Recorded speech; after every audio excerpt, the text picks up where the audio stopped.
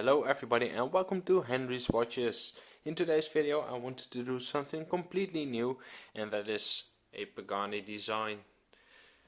So I got this one for my birthday, so I already de-stickered it, but I figured why not do the unboxing again for you guys on YouTube. So without further ado, let's get into it. So, there we go, a very nice box.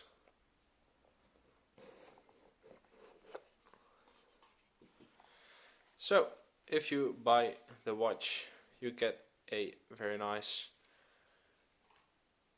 cleaning towely bit cloth. Had to take out 3 links for my 6.75 inch wrist,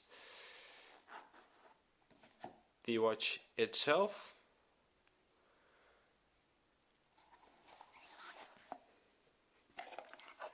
and of course the non-filled in warranty card and the owner's manual, and all the models are in here. So this is a day-date model that hasn't even come out and it's already in the manual. But okay, I don't care.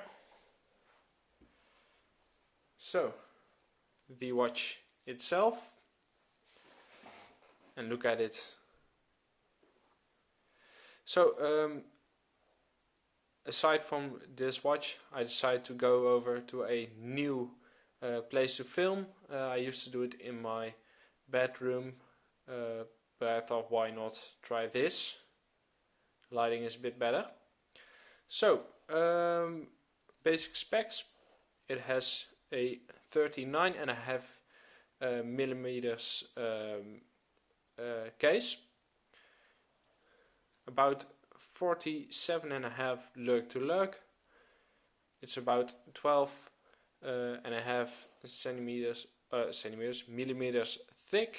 We have a sapphire crystal in here. We have a VK 64 mega quartz Seiko movement, so that's always good. You can see it on a dial, Japan movement. About that movement, it's a standard quartz movement, but the chrono part of the watch or of the movement is completely mechanical, so that's pretty cool as well. We have solid end links, solid links, and we have a rather nice Rolex-y clasp.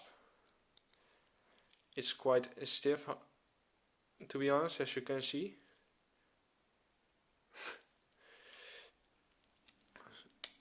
So there we go. You may recognize this. It's a bit stiff, as you can see, but it will get better in some time. We have a diver's extension, which I'm not planning on using. We have 3 points of micro adjustment. So that's basically it for now. As you may or not know, it's based on the Rolex Daytona. I do think it is one of the best Rolexes out there. Still a very cool piece, but a bit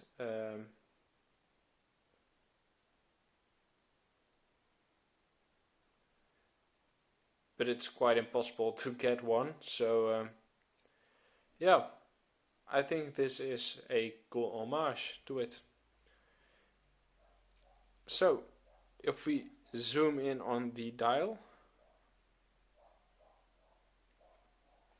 you can actually see it says Pagani design, chronograph, sport, and Japan movement, of course, I already told that. And also has a nice little date function, something the original Rolex Daytona doesn't have. It also has a lume. Don't expect too much of it. It's still a homage watch that is less than 70 bucks. So that's pretty nice. So the chronograph function is actually rather good. So press it in, it will start running. Press it in again and it will pause. This little subdial is for the minutes, so when a minute has passed there will be a slight change. Over here are the seconds, and over here is how late it is. So it's about, yeah, it's running on time. It's almost 4 o'clock, so it will be at noon at 16. So that's pretty cool as well. So pause it and click it, and it's back to 0. As you can see, both chrono pushers are screwed down, and the actual crown is also screwed down. So you can get this one wet, but be careful with it because it's still not a dive watch.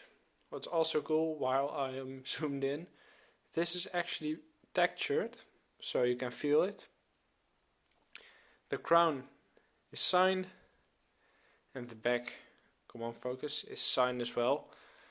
This also engraved, so that's actually rather good. I will zoom out.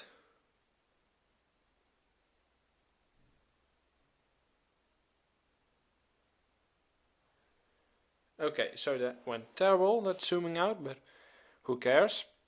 So, how does it fit on my 6.75 inch wrist? I will not keep you waiting very much longer. I want to keep this one quick. There we go. As you can see, it fits rather easy. Looks really good.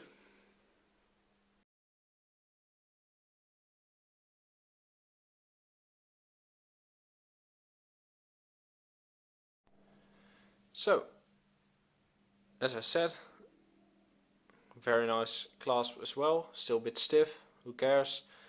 And it actually fits rather nice on my small wrist, as you can see.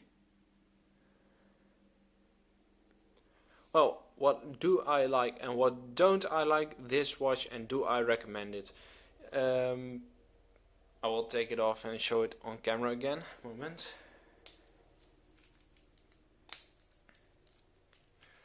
So, if I had to say something I would really like about this watch, it is definitely the overall dimensions. And of course it wasn't a surprise. They basically copied them from Rolex, and we all know Rolex is near perfect based on fitment. I'm not the biggest Rolex fan, but I know some of you may be. I do like the applied indices. Bracelet isn't all that bad, though mine came with a bit of an error, as you can see, but who cares, I'll get those scratches out if I need to. I do have two things I don't like as much. These aren't really complaints for a watch that's basically under $70 all the time, but I do think when you adjust time, I'll show you.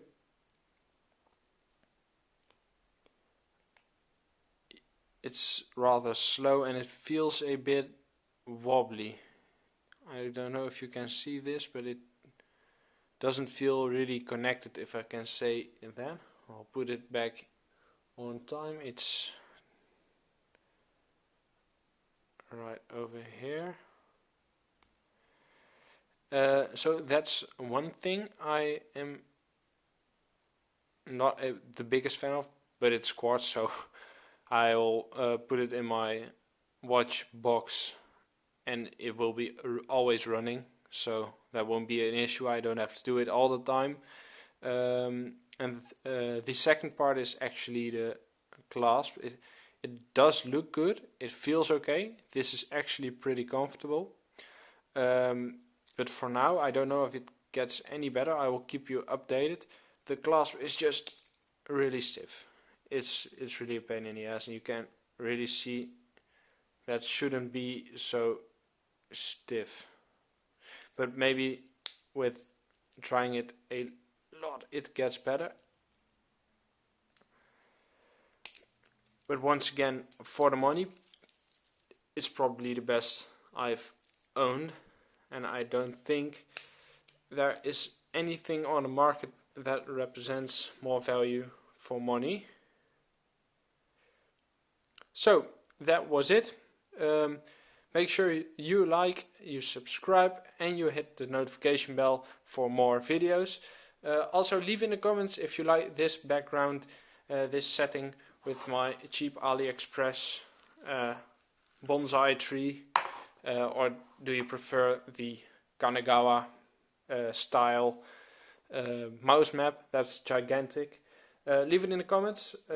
For now, I would say definitely a recommendation. I will leave a link in the description. It's an affiliate link, so it would be a massive help to the channel if you would buy through that link. So I will see you guys in the next one. Bye bye.